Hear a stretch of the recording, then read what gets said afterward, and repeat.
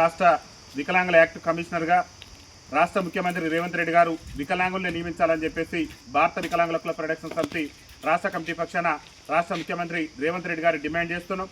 ఎందుకంటే వికలాంగుల యాక్ట్ కమిషనర్గా సకలాంగులను నియమించడం వల్ల మా సమస్యలు అనేటటువంటి వారికి తెలియకపోవటం, మా సమస్యల పట్ల వాళ్ళు దూరదృష్టి కూడా పెట్టకుండా మా పట్ల నిరంకుశత్వ ధోరణి ప్రదర్శిస్తున్నారు. కాబట్టి వికలాంగుల సమస్యలు, వికలాంగుల బాధలు వికలాంగుల సమాజానికి తెలుసుంటాయి. కాబట్టి తెలంగాణ రాష్ట్ర వికలాంగుల యాక్ట్ కమిషనర్గా వికలాంగుల్ని నియమించాలని చెప్పేసి రాష్ట్ర ముఖ్యమంత్రి రేవంత్ రెడ్డి గారి ప్రభుత్వానికి మేము విజ్ఞప్తి చేస్తున్నాం.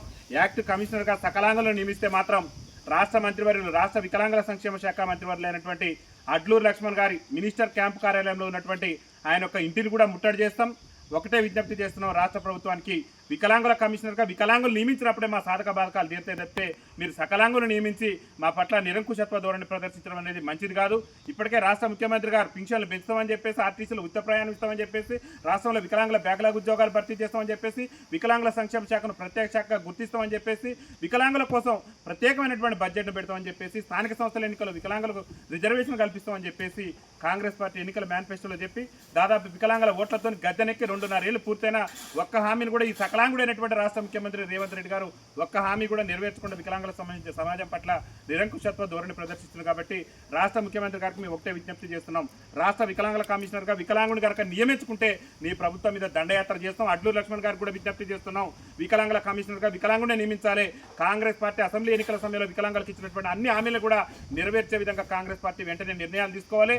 ముఖ్యంగా ఏదైతే రేపు హైదరాబాద్ కేంద్రంగా జరగబోయేటటువంటి గ్రేటర్ హైదరాబాద్ ఎన్నికల్లో కూడా మా వికలాంగులకు ప్రత్యేక రాజకీయ రిజర్వేషన్ కల్పించిన తర్వాతనే గ్రేటర్ హైదరాబాద్ ఎన్నికలు నిర్వహించాలని చెప్పేసి రాష్ట్ర ముఖ్యమంత్రి రేవంత్ రెడ్డి గారికి విజ్ఞప్తి చేస్తూ, మా సమస్యలు పరిష్కరించకుండా మా వికలాంగుల కమిషనర్గా మాత్రం సకలాంగులు నియమిస్తే మాత్రం సహించేది లేదు. రేవంత్ రెడ్డి ప్రభుత్వాన్ని గద్దెదించేంత వరకు ఎంతటి పోరాటానికైనా వెనకడుగు వేయకుండా దండయాత్ర చేసైనా ఈ రాష్ట్ర అడ్లూరు లక్ష్మణ్ గారు ఎవరైతే రాష్ట్ర మంత్రి వికలాంగుల సంక్షేమ శాఖ మంత్రి అడ్లూరు లక్ష్మణ్ గారికి కూడా పదే మేము విజ్ఞప్తి చేస్తున్నాం.